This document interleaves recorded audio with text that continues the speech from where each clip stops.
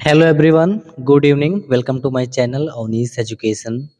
आज लाभ एवं हानि से संबंधित कुछ प्रश्नों का समाधान यहाँ पर किया जाएगा। कुछ महत्वपूर्ण प्रश्न और कुछ प्रश्न ऐसे जिसको हम ट्रिक की मदद से बहुत ही आसान तरीके से सॉल्व कर पाएंगे।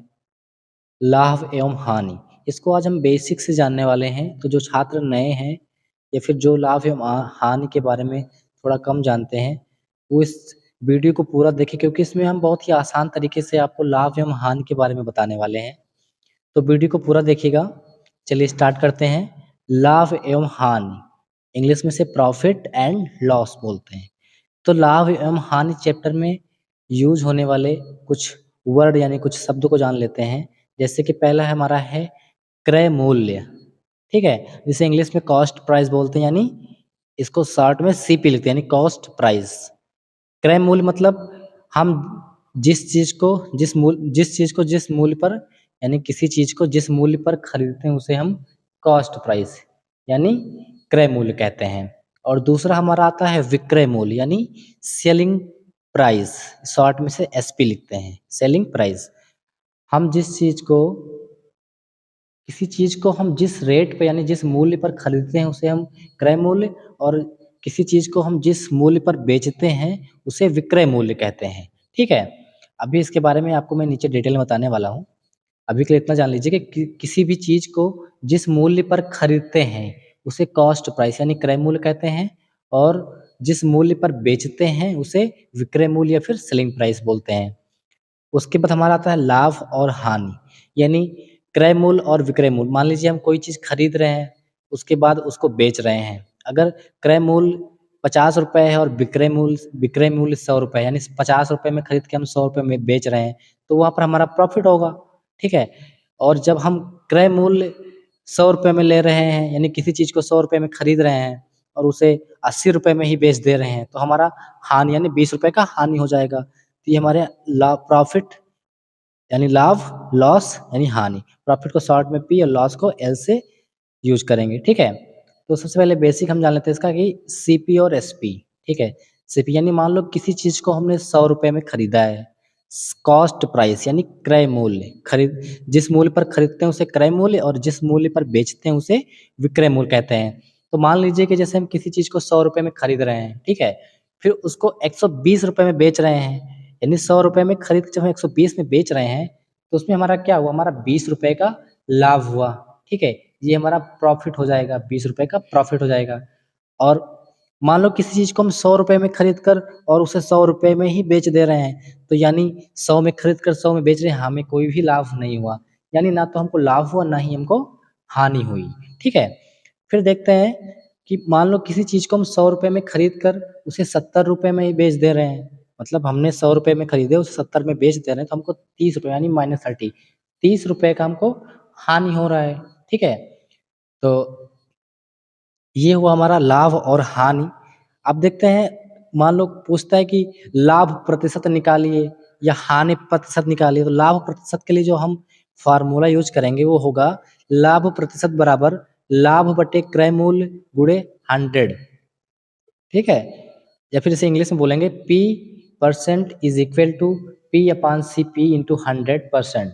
ठीक है, पी मतलब प्रॉफिट यानी लाभ बराबर लाभ बटे क्रय मूल्य यानी कॉस्ट प्राइस। मैंने पर क्या बताया था, कॉस्ट प्राइस, क्रय मूल्य को कॉस्ट प्राइस बोलते हैं, इंटू 100। ठीक है, ये हो गया हमारा लाभ प्रतिशत निकालने के लिए। और जब हमको हानि प्रतिशत निकालना होगा तो उसके लिए हम क्या करेंगे, हानि बटे क्रय मूल्य गुणे 100%। ठीक है, यानी लॉस बराबर loss is upon cost price into 100। ठीक है, इस तरीके से हम जो है लाभ प्रतिशत और हानि प्रतिशत निकालेंगे। और जब हमको किसी भी वस्तु का लाभ निकालना होगा तो हम क्या करेंगे, सिंपल से उसके विक्रय मूल्य से उसका क्रय मूल्य घटा देंगे, उसके विक्रय विक्रय मूल्य से उसका क्रय मूल्य घटा देंगे, तो हमको लाभ मिल जाएगा। ठीक है, और हमको हानि निकालना है, तो हानि क्या होता है कि उसके विक्रय मूल्य से उसका क्रय मूल्य घटाएंगे, तो अगर माइनस में आ रहा तो वो हमारा हानि हो जाएगा। तो चलिए इससे रिलेटेड कुछ क्वेश्चन देख लेते हैं। देखते हैं, पहला क्वेश्चन है हमारा, एक व्यक्ति 400 रुपए में एक घड़ी खरीद कर उसे 600 रुपए में बेच देता है उसे कितने प्रतिशत का लाभ हुआ। यहाँ पर हमसे प्रतिशत लाभ पूछा गया है। ठीक है, तो सबसे पहले इसके हम बेसिक चीज देख लेते हैं, क्रय मूल्य यानी कॉस्ट प्राइस। मैंने कहा था जिस मूल्य पर लोग खरीदते हैं किसी चीज को, एक व्यक्ति ने 400 रुपए में एक घड़ी खरीद कर, यानी क्रय मूल्य हमारा 400 हो गया। ठीक है, फिर हमारा विक्रय मूल्य यानी सेलिंग प्राइस, 400 रुपए में खरीद कर उसे 600 रुपए में बेच देता है, तो हमारा विक्रय मूल्य जो 600 रुपए हो जाएगा। ठीक है, फिर अब हमको लाभ निकालना है कि लाभ कितने का हुआ, तो लाभ बराबर क्या बोला था मैंने, विक्रय मूल्य माइनस क्रय मूल्य।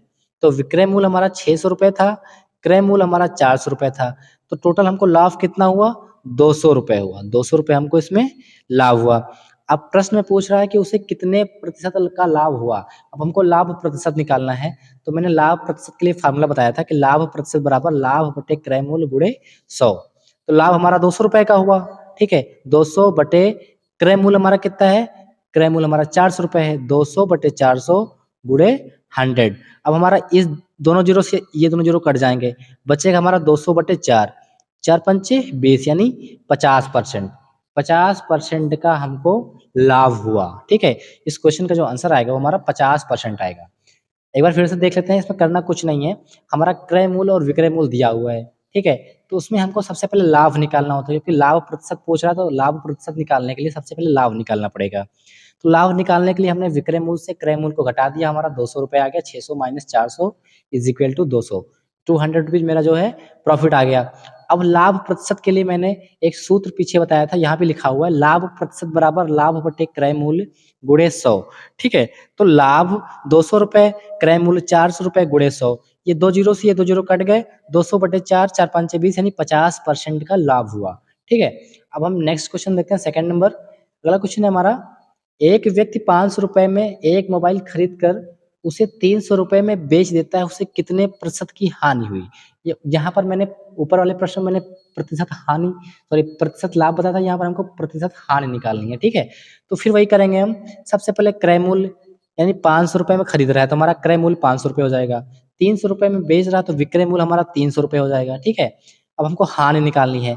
मैंने ऊपर क्या कहा था, विक्रय मूल्य माइनस क्रय मूल्य। जब हम 500 में से 300, सॉरी विक्रय मूल्य माइनस क्रय मूल्य, 300 में से 500 घटाएंगे तो हमारा कितना आएगा, 200 आएगा, यानी हानि हमारी माइनस 200, यानी 200 रुपए हमारी हानि आएगी। ठीक है, ये हमारी हानि आएगी।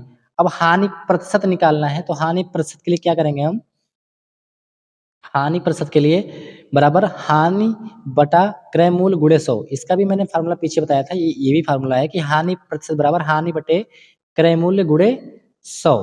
ठीक है, अब देखते हैं, हानि प्रतिशत बराबर हानि कितना हमारा आया था, 200 रुपए आया था, तो 200 रुपए बटे क्रय मूल्य कितना है, 500 रुपए, 200 बटे 500 गुणे 100, ये दो जीरो से ये दो जीरो कट गए, बचा हमारा 200 बटे 5, 5 को 20, 40, यानी 40% की हानि हुई।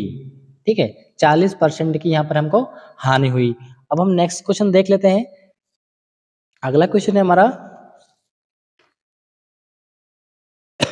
माफ कीजिएगा, अगला क्वेश्चन है हमारा, कोई व्यक्ति 10 रुपए में 11 संतरा खरीद कर 11 रुपए में 10 संतरा बेच देता है, ज्ञात कीजिए उसे पूरे व्यापार में कितने प्रतिशत का लाभ या हानि होगा।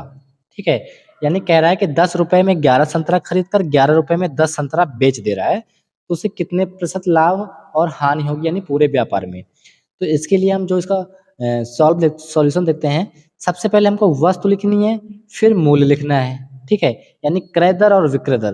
क्रय दर मतलब खरीदता कितने में है, 11 संतरा 10 रुपए में, ये वस्तु हो गई संतरा, यहाँ पर संतरा की जगह पर आम, केला, अमरूद कुछ भी हो सकता है। ठीक है, ये वस्तु हो गई, तो पहले हम 11 वस्तु लिखेंगे। क्या कह रहा, 10 रुपए में 11, यानी 10 रुपए में 11, मूल्य क्या है 10 रुपए, वस्तु कितनी है 11 संतरे 11।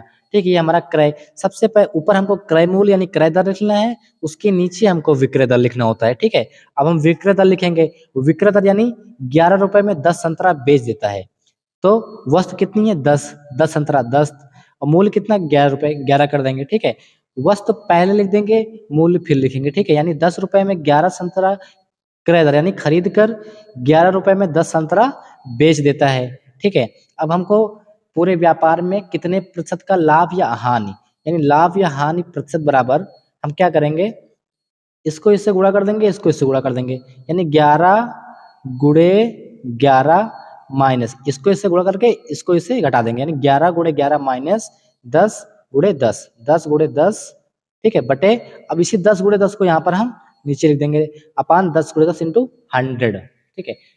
फिर क्या होगा 11 गुणे 11 121 माइनस 10 दहा में 100 बटे 10 दहा में 100, ठीक, इज इक्वल टू, अब 121 में से 100 घटाएंगे तो 21 बचेगा, 21 बटे 100, ये 2 जीरो से 2 जीरो कट गए यानी 21 आ गया, 21 हमारा क्या आया, प्लस में आया है, इसका मतलब हमको 21% का लाभ हुआ है। अगर हमको यहाँ पर पॉजिटिव की बजाय निगेटिव यानी माइनस मिलता तो इसका मतलब होता कि हमको 21% का हानि हुआ है। एक बार फिर से देखते हैं कि ऐसे क्वेश्चन में को क्या करना है कि पहले वस्तु लिखनी है फिर मूल्य लिखना है। पहले क्रय दर की वस्तु कितनी है, 11 संतरा 10 रुपए में, 11 संतरा 10 रुपए यानी मूल्य 10 रुपए में। फिर विक्रय दर यानी बेचने का 11 रुपए में 10 संतरा यानी 11 रुपए में 10 संतरा कर देंगे, ठीक है। फिर हमको लाभ हानि निकालें तो क्या करेंगे, क्रॉस मल्टीप्लाई करेंगे, इसको इससे मल्टीप्लाई करके ले देंगे 11 गुणे 11, फिर माइनस करके 10 गुणे 10 कर देंगे बटे इसी 10 गुणे 10 को यहाँ पर लिख देंगे नीचे बटे में गुणे 100। फिर जब माइनस करेंगे तो 11 गिरे में 121 माइनस 10 में 100 500 गुणे 100 बराबर 121 में से 100 जाएगा तो 21 बचेगा बटे 100, ये 100 से 100 कैंसिल हो जाएगा, हमारा प्लस में आ गया, मतलब 21% का लाभ हुआ। अगर ये माइनस में आता तो इसका मतलब ये होता है कि हमको हानि हुई है, ठीक है। अब हम नेक्स्ट क्वेश्चन देखते हैं, क्वेश्चन नंबर 4। हमारा क्वेश्चन दिया हुआ है, एक दुकानदार कुछ अमरूद 15 रुपए में, सॉरी, एक दुकानदार कुछ अमरूद 15 रुपए में 6 अमरूद की दर से खरीदकर 5 रुपए में 4 अमरूद की दर से बेचता है, ज्ञात कीजिए उसे व्यापार में कितने प्रतिशत का लाभ या हानि हुआ। यानी जैसे कि पहला क्वेश्चन हमने सॉल्व किया था सेम उसी तरीके का क्वेश्चन ये भी है, तो हमें इसमें भी वही करना है, सबसे पहले वस्तु लिखनी है फिर मूल्य लिखनी है, ठीक है। तो क्रय दर यानी 15 रुपए में 6 अमरूद, वस्तु कितनी है 6 अमरूद है, ठीक, मूल्य कितना है 15 रुपए में, ये हमारा खरीदना मतलब खरीद रहा है तो क्रय मूल्य, क्रय दर में या फिर क्रय मूल्य में 6 अमरूद 15 रुपए में, 15 रुपए में 6 अमरूद दर से खरीदकर, फिर विक्रय मूल्य क्या कह रहा है 5 रुपए में 4 अमरूद, 5 रुपए में 4 अमरूद, वस्तु 4 है मूल्य 5 है, ठीक। अब हमको क्या निकालना है कि पूरे व्यापार में कितने प्रतिशत का लाभ या कितने प्रतिशत का हानि हुआ।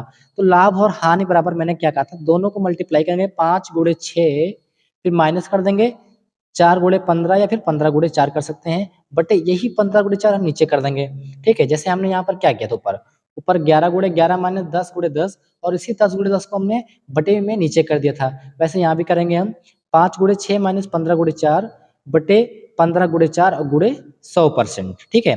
अब 5 छक 30 माइनस 15 चौको 60 बटे 60 गुणे 100, ठीक। अब 30 में से 60 तो जाएगा नहीं, अगर जाएगा भी तो माइनस में आएगा, इज इक्वल टू माइनस 30, 60 में से 30 जाएगा तो छोटा है तो माइनस लगेगा, माइनस 30 बटे 60 गुणे 100।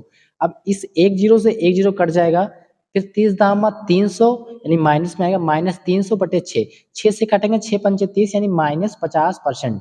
अभी माइनस आया है तो इसका मतलब क्या है कि यहाँ पर हमको माइनस 50 यानी 50% की हानि हुई है, ठीक है। अभी यहाँ पर अगर ये प्लस में आता तो इसका मतलब होता है कि हमको 50% का लाभ हुआ है। ये रहे हमारे लाभ एवं हानि से संबंधित कुछ प्रश्न, कुछ बेसिक चीजें। अगर आप लोग को पसंद आई हो तो वीडियो को लाइक कीजिएगा, चैनल को सब्सक्राइब कीजिएगा। मिलते हैं नेक्स्ट वीडियो में नए टॉपिक के साथ।